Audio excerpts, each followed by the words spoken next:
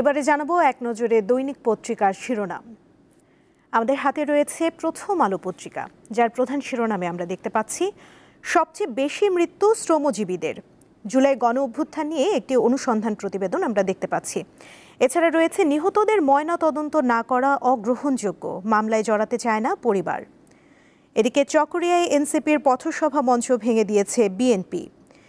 চাঁদা নিতে দেব না, দুর্নীতি সহ্য করব না সমাবেশে জামায়াতের আমির। পিআর পদ্ধতিতে নির্বাচন সহ ৭ দফা দাবিতে সোহরাওয়ার্দী উদ্যানে সমাবেশ করল জামায়াত।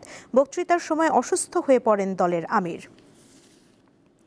দৈনিক ইত্তেফাক পত্রিকার প্রধান শিরোনামে দেখতে পাচ্ছি এবার লড়াই দুর্নীতির বিরুদ্ধে। সোহরাওয়ার্দীতে জামায়াতের বিশাল সমাবেশে ডাক্তার শফিকুর রহমান। এদিকে অন্তর্বর্তী সরকার কি আদৌ নির্বাচন আয়োজন করতে পারবে? শহীদদের স্মরণ সভায় তারেক রহমান। ৭১ ও স্বাধীনতা যুদ্ধ আমাদের মূল কথা, ওখানে কোনো আপোষ নেই বললেন ফখরুল। সমকাল পত্রিকার প্রধান শিরোনামে রয়েছে যুক্তরাজ্যের সম্পত্তির মালিকানা ছাড়ছেন ঢাকার ধনকুবেররা। গার্ডিয়ানের প্রতিবেদন, অভ্যুত্থানের পর থেকে দুদকের তদন্তাধীন কয়েকজন ধনকুবের যুক্তরাজ্যের সম্পত্তি বিক্রি, হস্তান্তর বা পুনঃ অর্থায়ন করছেন। ১ বছরে অন্তত ২০টি লেনদেনের আবেদন জমা। এদিকে সংসদ নির্বাচন হতে হবে পিআর পদ্ধতিতে। জামায়াতের জাতীয় সমাবেশ, নির্বাচনের জন্য সংস্কার করতে হবে, জঙ্গিবাদ প্রতিহতের ঘোষণা। এনসিপি সহ ৬ দলের নেতাদের বক্তৃতা, বিএনপির জন্যই সংস্কার আটকে থাকার অভিযোগ। এদিকে বিভিন্ন জেলায় গণপরিবহন সংকটে জনদুর্ভোগ, ঢাকায় জামায়াতের সমাবেশ।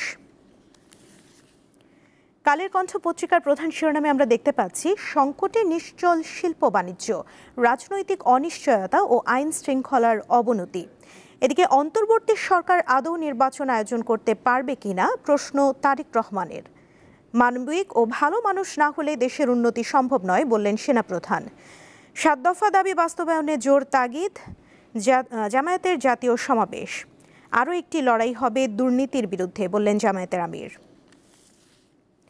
যুগান্তর পত্রিকার প্রধান শিরোনামে রয়েছে গণহত্যার দৃশ্যমান বিচারের দাবি, সোহরাওয়ার্দী উদ্যানের সমাবেশে জামায়াতে আমির। এদিকে ভুল সিদ্ধান্তে যেন ফ্যাসিবাদ পুনর্বাসনের সুযোগ না পায়, আলোচনা সভায় তারেক রহমান। বিশ্লেষকদের শঙ্কা, বিশ্বব্যাপী নেতিবাচক বার্তা যেতে পারে। ঢাকায় জাতিসংঘের মানবাধিকার মিশন। সেনা টহল জোরদার, সংঘর্ষে নিহত ৩৭। জুলাই অভ্যুত্থান নিয়ে আরেকটি প্রতিবেদন আমরা দেখতে পাচ্ছি। দেখে নিলাম আজকের দৈনিক পত্রিকার শিরোনামগুলো।